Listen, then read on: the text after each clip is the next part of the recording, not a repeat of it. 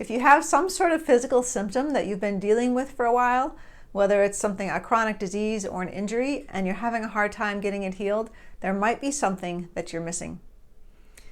In my 23 years as a physical therapist, when I was doing that work, I continued to dig into healing and trying to understand healing, because I always had patients that didn't get better or that didn't respond in the same way as others. And one of the things that I found was that there was this big importance and interaction between other aspects of our being with our physical being. And that if we don't address these other aspects, then our healing is going to be stunted or incomplete. So in this video, I want to talk to you about at least the 3 aspects of your being, what it means when you have physical symptoms, and then I'm going to give you a play-by-play of a behind-the-scenes experience for how to actually do some of this healing work for yourself. And as a result, you'll find that your physical symptoms may change, but you will also feel happier, you'll feel lighter, because you'll be expressing more of yourself. So there are 3 aspects, at least, to your being, right? We often think about our physical body, but really our physical body is a vehicle for our spirit. So your spirit inhabits your body, you have your physical body, and you have your emotions. You also have the mental aspect of your being, which I tend to incorporate as part of the spiritual aspect when I think about it. But the 2 main things that we're going to talk about today are your physical body and your emotions. So I want you to think about how you were taught about dealing with emotions as a child and growing up. And even maybe, how do you deal with emotions today? Most people in most households are really not directly taught healthy ways to communicate or express their emotions. In many places and in many parts of our society, some emotions are just not acceptable. And so we have to find different ways of dealing with them. So if you grew up in a household where you were told it's not okay to cry, for example, you ended up suppressing or stuffing those emotions back down inside. And we all do this to varying degrees. And so we basically suppress some part of ourselves, because when you don't express that emotion, it stays in your system, right? These become what I call trapped emotions, and they don't get expressed. And anything that is in your system long enough is going to eventually interfere with the normal functioning and expression of that system. If you just think about like the pipes in your house, right? The pipes that run your water for your shower or in your sink. If you're throwing, let's talk about your kitchen sink. If you're throwing too much food and you don't have a garbage disposal and you're throwing all this food down your pipes, eventually that stuff is going to get stuck and it's going to clog up the system and the water is not going to flow very well. And you got to get that cleared out of there for it to flow, right? It's the exact same thing when you think about your physical body and the emotions that you're experiencing. Your emotions, just like everything in this world, everything is meant to move. Nothing is meant to be stagnant. And so when you have emotions that are not being expressed, they become suppressed. And as a spiritual being, you are here to express who you are. And so if you're not expressing those emotions, you are suppressing yourself. And this leads to all sorts of things, right? You might feel sad or hopeless or despair or depressed. And in many ways, these things stem from suppressing who we are and what we desire in life and not allowing ourselves to enjoy life and to be who we want to be. So as I had continued to study this healing, I came across a couple different authors that gave some fantastic explanations of how to look at our physical symptoms and understand the potential emotional things that were causing those physical symptoms. Right, remember we've got these multiple aspects of our being, and everything is going to be expressed in some way through our physical body and our physical being. When you have an emotion and you allow that emotion to come out, your body changes, right? If I'm sad, you can tell that somebody's sad. If you're happy, you're joyful, you're upright, you're expressive, right? So your body expresses these things. However, it also expresses the things that you suppress. So if you keep your emotions stuck inside long enough, you will eventually get some sort of physical symptom because your body is trying to communicate with you. It wants to get these things out It wants you to be balanced. It wants to be vibrant and alive.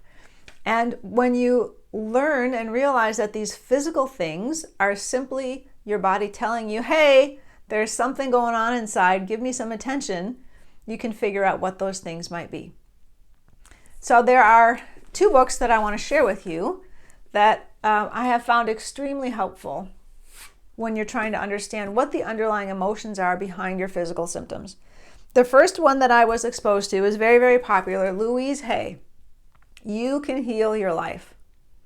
She is passed on, but she was an absolutely amazing woman who experienced a lot of trauma as a child, and part of her way of processing that trauma was to understand the things that we believe and that we feel and how we experience them in our physical world.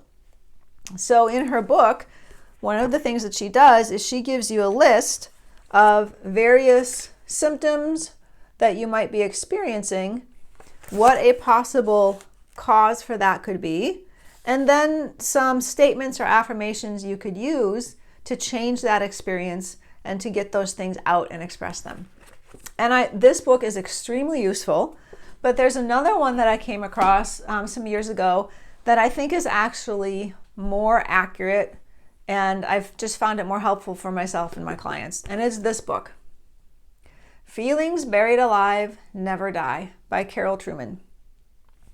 It's the same basic principle that we have feelings that need to be expressed. When these things are not expressed, they express themselves through physical imbalances in our body. So, and I'll show you an example from this in a little bit, but I want to give you a walkthrough because there are a lot of ways that you can get these emotions out, right? You can talk about them, you can write about them, you can do something physical, you can get a massage, you can go to acupuncture. There are lots of things you can do. I got trained in the emotion code and the body code as a way to process my own childhood traumatic experiences. And those things have been exceptionally helpful. And today I want to give you a tool that you can use in the moment when things come up by sharing a story with you. And this is something I dealt with when I was at the gym. So currently, I am on the tail end of having the wonderful experience of a frozen shoulder.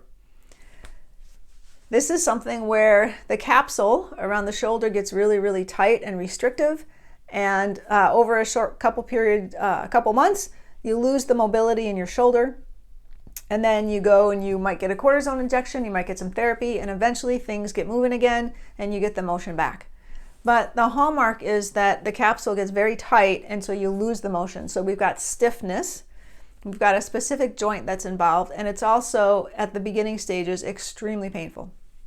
So this is what I'm working with, and I've done a lot of emotional processing and healing for this, and I'm doing the physical work, right? So we want to treat these things on multiple planes. It's not like just do the physical or just do the emotional or just deal with the spiritual.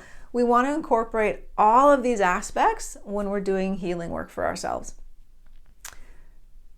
So what does that actually look like? So today I'm at the gym and I'm stretching my arm. I'm just holding on. I'm sitting on a machine and there's a bar up ahead and I'm just holding on and I'm just relaxing into it and I can feel the pull.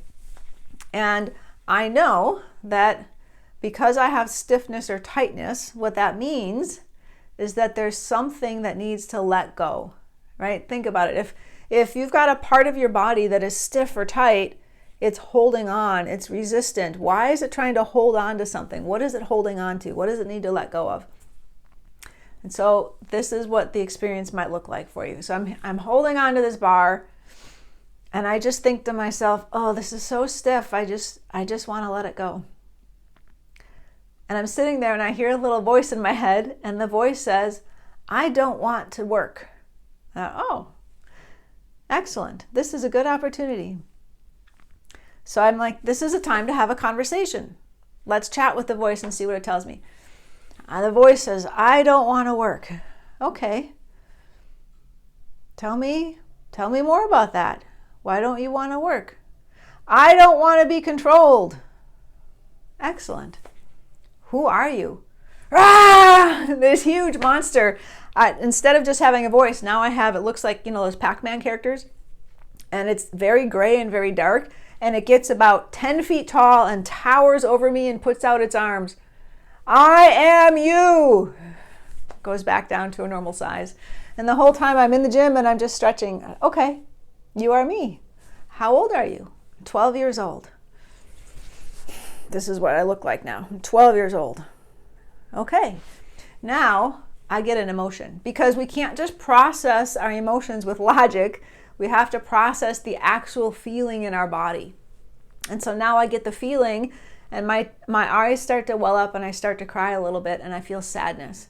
And this girl inside of me that I'm seeing, she's got her arms folded and she turns away from me. And so I say, oh, I'm sorry. And I'm sorry that you're feeling sad. And she says, I don't feel sad. And I was like, oh, okay.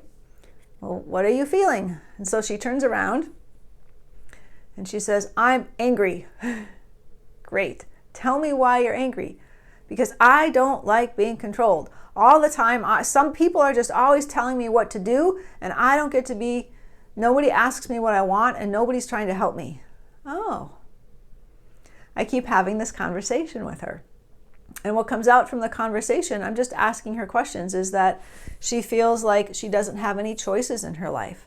She's just trying to navigate life, and nobody's helping her understand how things work or how to deal with making mistakes or what she should be doing. They're just telling her what to do all the time. And she's done with it. She's upset. She's very upset. And I want this part of myself to be integrated with me, to be cleared, to be processed, to be expressed, so that I can have full healing on all levels to be able to express myself, right? This is what we want. This is the whole point of doing this, is to integrate all these parts, to process them all so that you can express and be happy and joyful and live a happy life and be who you're meant to be. So I continue this conversation with her, and I realize that what she needs is the same thing that I've actually been working on looking for in my own life, which is gentleness and softness, compassion and understanding, right? We're just here to learn and to grow and to figure out how things work. When you're a little kid, you don't understand what happens, right? So many times your parents are just telling you what to do, but they're not necessarily explaining why things work the way they work.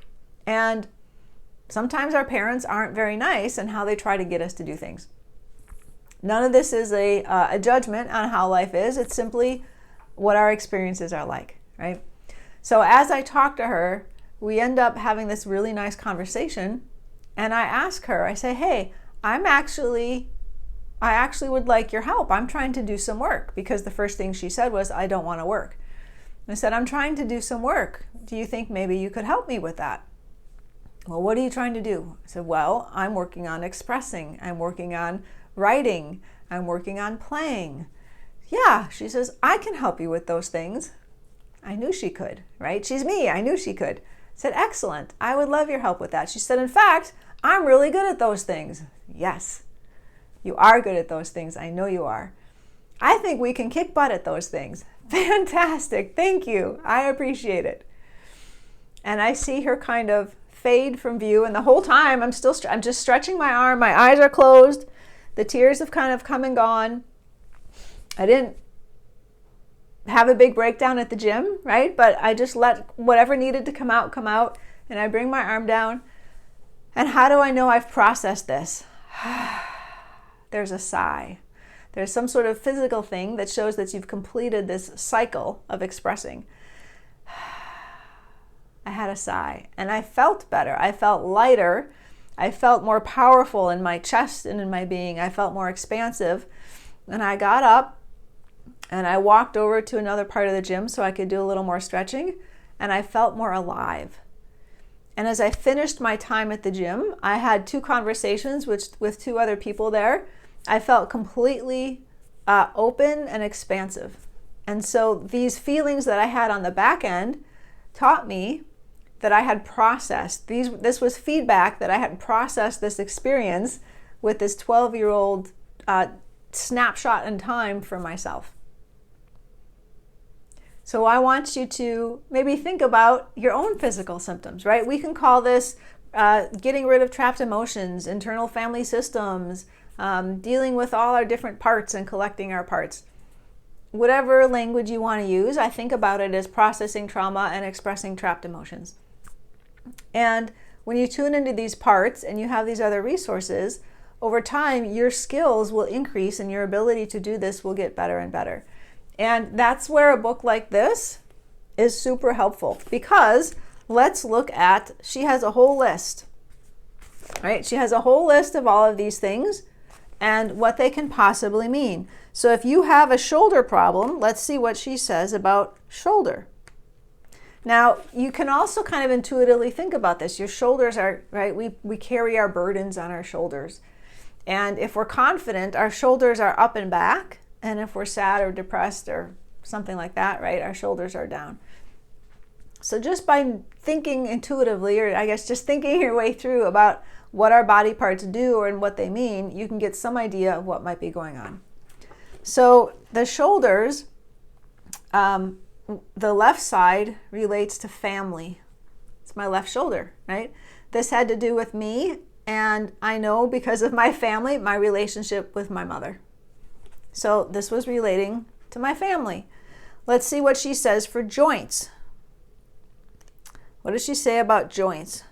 Feelings of resentment and suppressing hurt feelings. Yes, right? That's pretty accurate.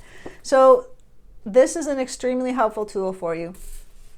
And I just want to let you know that these things are all a normal part of your life, right? Everyone experiences, I'm going to use this word, the word trauma in a global sense, right? There's the trauma that is, there's varying degrees of trauma, right? But basically, I think of trauma as anytime we have some sort of emotional experience or encounter that is not expressed. We don't complete the cycle of expressing it. It becomes suppressed, and that results in dis-ease on some level, eventually on the physical body, with the physical body and what you're expressing in your physical being. So find whatever way works for you to allow yourself to process and express your emotions. And as you do so, as you give yourself that time, you will naturally, as a byproduct, feel happier. You will feel lighter. You will feel better about yourself. You'll be more confident in who you are and in what you're presenting to the world. Because you are meant to express. You're meant to live a happy, joyful life and to share that inherent spirit within you with others. As always, thanks for listening and have a wonderful day.